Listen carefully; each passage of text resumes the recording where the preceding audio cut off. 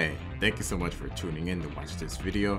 I have tried my hardest to try to find a system mechanics video or guide, and it's just very difficult. The information for this game is very scarce, and also pardon me, this is not my usual voice. It is 7 a.m. at the time of the recording of this video, and I'm tired and I have not gotten any sleep yet. Please bear with me while I explain the system mechanics of Sengoku.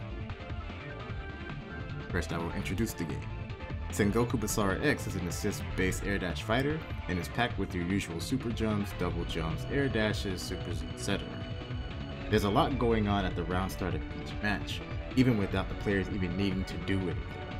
First, we're gonna identify what all the meters and bars are first on screen, since there is a lot going on. And later, we'll explain the meters much more in depth, but for now, let's go over the bars, and then we'll talk about the core mechanics and come back to the meters.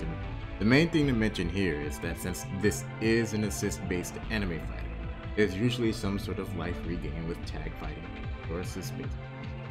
This one uses a similar life gain philosophy that's used in Ichigeki, Hokuto no Ken, the Fist of the North Star fighting game developed. Where if you do not take any damage for a few seconds, you recover health corresponding to the bleed damage that you take, which is the blue part of the health bar. Underneath the life bar is your personal bar, or for all intents and purposes, your guard bar. It's pretty standard. Once it's broken, it leaves you in a mashable stun animation for a very long time. The harder and faster you mash, the faster you can get out of the stun animation.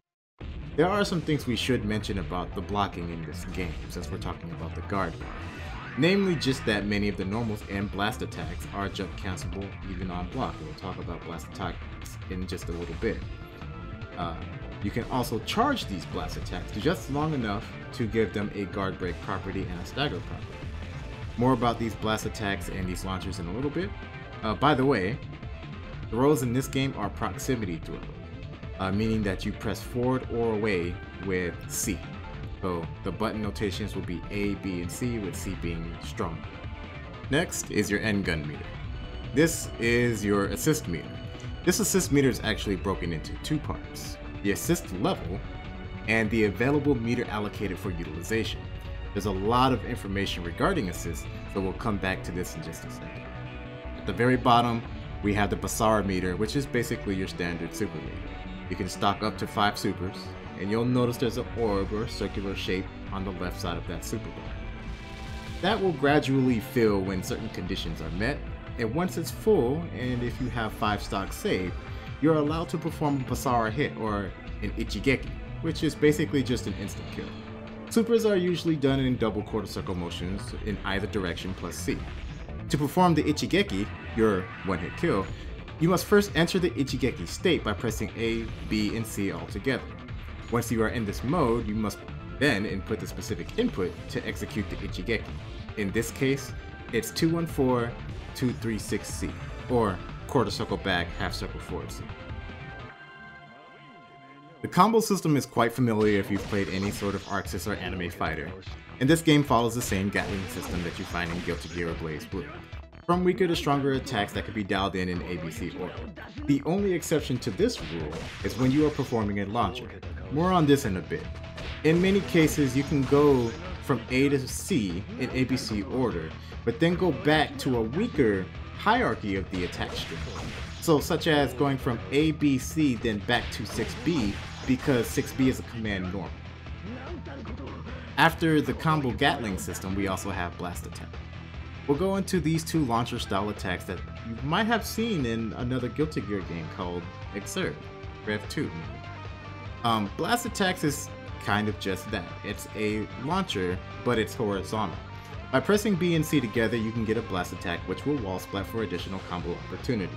You can actually charge this blast attack to get an added stagger effect that increases the effectiveness of the blast attack, and also breaks the opponent's guard. After this move connects, you can press forward to dash cancel, and at the wall, extend your combos. On the other hand, you can also perform a launcher by pressing down plus B and C together. After the opponent is launched, you can pursue them by pressing up or up forward immediately afterwards to get an MVC style aerial combo. During this stage, You can combo any attack strength into any other attack strength, meaning you can go into ABC or even CBA, and when you want to properly cash out your air combo, you can spike them for a hard knockdown by pressing 2C at the end of the combo. Like many of Arc System Works games, you're encouraged to play very offensively and aggressively, and you're rewarded for oppressing the opponent. But as such, the game has also equipped you with a lot of defensive mechanics as well. Just like Fautless defenses in Guilty Gear or even Barrier Guard in Blaze Blue, you get Perfect Guard in this game, and you do this by pressing back plus A and B together. You do need meter, and it gradually drains your super meter while doing this. But this gives you that Fautless defense where you get increased pushback and even decreases or prevents chip damage. Similarly, you can also tap guard at the right exact time just before impact. And before impact, you'll notice a glow while blocking. And this significantly reduces block stun and pushback, but it does not restore any of your guard gain. If you need a get out of jail free card, and you have a bar of Basara meter or super meter, you can actually guard cancel attack by pressing forward plus B and C while in block stun. Now we get to the meat of this game. There is a lot of information to unpack here. Remember earlier how I said that there were two parts to the endgun meter? Well, there's the actual allocation of the endgun meter and the endgun level. Don't forget, endgun is just your assist. Well, the endgun level will continue to increase as time moves on, literally as the clock ticks down, which by proxy increases your endgun meter. There are 3 stages to every assist. There's stage 1, endgun levels 1 through 49, which are weak assists.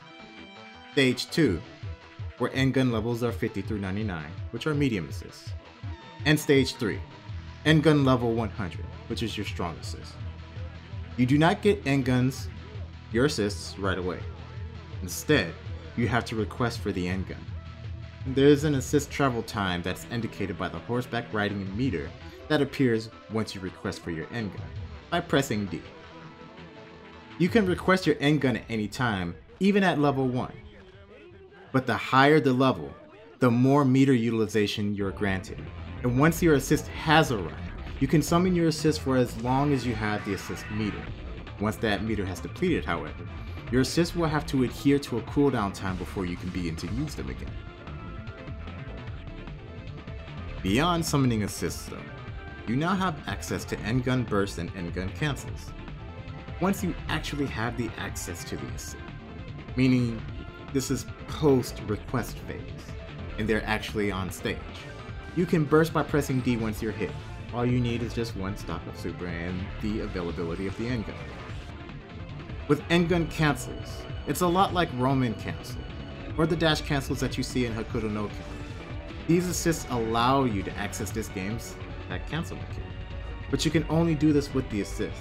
As long as you're in some sort of stage of action, even if it's on whiff, you can cancel that animation or that action by dashing out of that state once the endgun has successfully landed an attack on the opponent. You cannot perform the endgun cancel on block. Lastly, some supers allow you to perform your super with your endgun. This will vary by character and by super. But to perform this, and if the super allows it, you just perform the input for the super, followed by pressing D to maximize and cash out the optimized amount of damage. Those are the main mechanics I wanted to cover in the system mechanics video. I did not want to go over every single mechanic because most of them are pretty self-explanatory if you've played fighting games before, so there's a bit of criteria in understanding fighting games. But there is another video that I can make if it helps, if you want me to cover super jumps, double jumps, air dashes, movement in general and things like that in another video. I really needed to cover mostly the intricacies of this particular game and all of its information that it shows you on screen, because I know it's a lot to take at once and it's a lot to retain at once as well. So I hope this video helps, and thank you so much for watching.